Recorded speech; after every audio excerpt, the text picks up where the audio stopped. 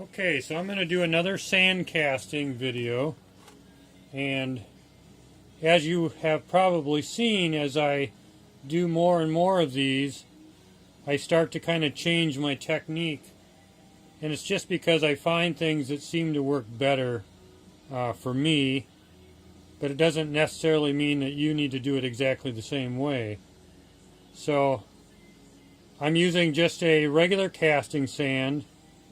And of course, this particular flask that I came up with will work with everything. So you could use Delft, Formcast, Petrobond, Foundry sand, green sand, whatever.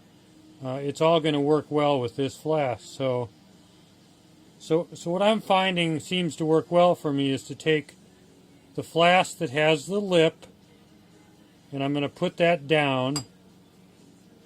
Just like that. And then what I'm going to do is I'm going to take the casting sand and I'm going to put it in there.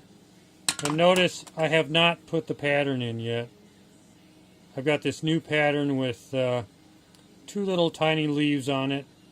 And I'm kind of doing an experiment just to see if they're going to work before I start selling them. So, alright, so we're going to start hammering this in. You want to compact it in there really well.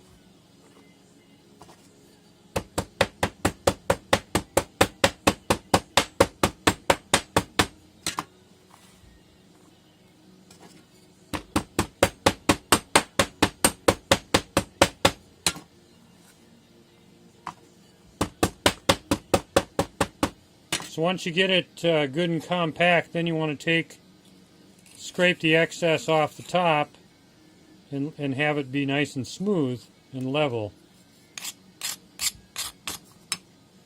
So now what we're going to do, we'll just kind of get this out of the way here with the thumb, kind of pack it down, set that down. So now what I'm going to do is I'm going to take my pattern, and with the sprue facing out the opening there, I'm going to push this down into the clay.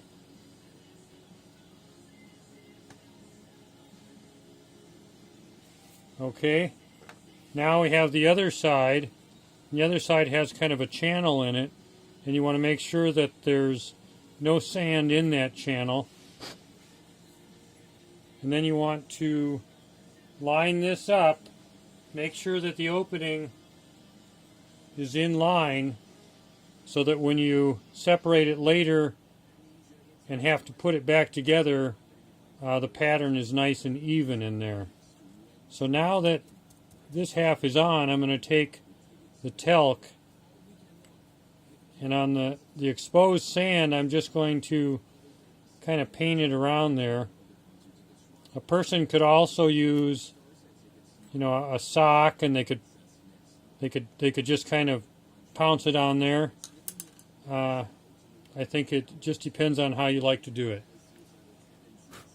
So we'll blow the excess off. Now, again, it's still nice and lined up. I'm going to take more sand here.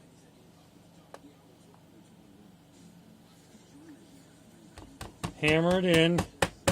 Compact it really good over the pattern.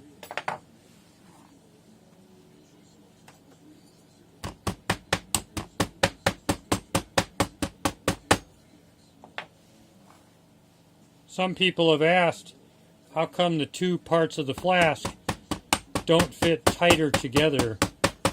And one of the reasons for this is that in the beginning we were making them where they were really tight, and then it caused a lot of problems when it came to separating the two. And what people would do is they would twist them, and of course that's a big no-no. When you're sand casting, you have to pull them straight apart, so having a little looser fit to the two works much better. So now we're going to scrape off the excess. I pick it up from the bottom so that I don't pull the top off by accident. Then I like to kind of scrape away some of the excess here before I separate them. Okay, so now I'm going to pull the two apart, and again you want to pull straight up. So we have a really nice side there. We'll set that down. Now sometimes it helps just to turn it over and drop it out of there. So this side looks really good too. So the only thing I'm going to do is open this up a little bit more because we want to create a funnel. And I've also found that the back of a little paintbrush works really great for pushing down. Make sure it's nice and smooth. Okay, so that side looks really good. And I'm going to set that one down. Now I'm going to take this side, and I'm going to do the same thing. I'm going to take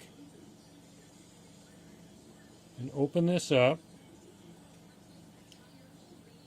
Push it down with my thumb.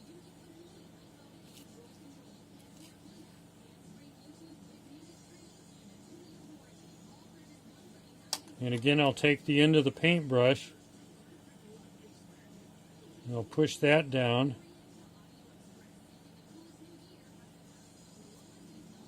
Now one other thing I'm going to do is I kind of made it so that there's kind of a U because there's two parts. And so I'm just going to open that up a little bit more. It's not part of the actual pattern, it's just part of the sprue. And this, what this will do is it'll help me, it'll help the metal flow down to the pattern better. And you know what? I'm going to do that on the other side as well.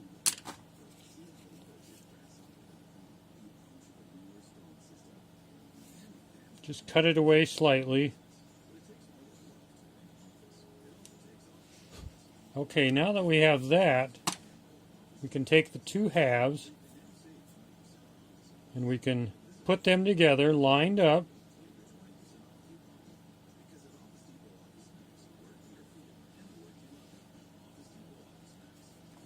Okay, now what we want to do is get all this stuff out of here. Move the sand out of the way. Now we can set the Accupore in here. Now holding that together, set it down in there. Tighten it in there really well.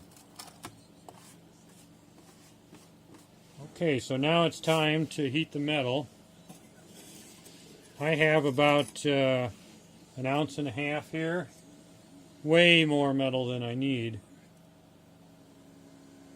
I mean, those little leaves, I could probably just pour an ounce, it'd be fine.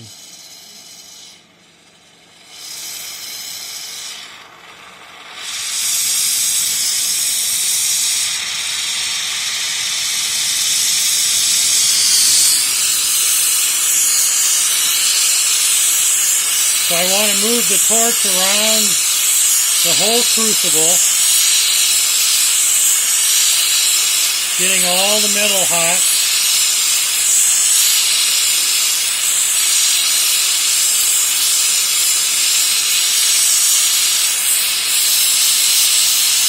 You definitely want to have a good ventilation system. You know, all this smoke, it's not good to breathe this.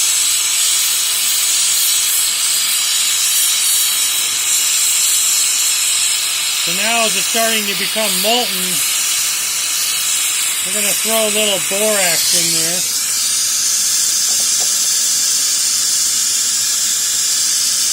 And that will help the metal flow better.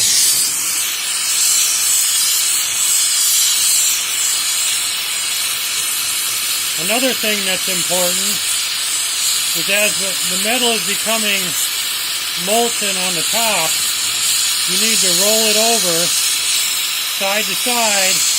Make sure you get all the metal underneath molten too. And then this tip needs to be nice and hot. And so now we're ready. We're going to dump it fast. Now I missed a little bit, but for the most part I got most of the metal into the hole there. Now normally, if I wasn't making a video, I would wait and I would let this cool. But since I'm making a video, I'm going to try and hurry it up here. Now remember, this is going to be really hot. You don't want to touch it.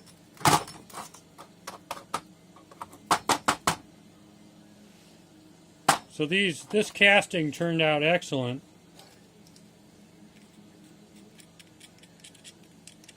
That was very simple to do, using just regular standard casting sand. I got incredibly good detail here.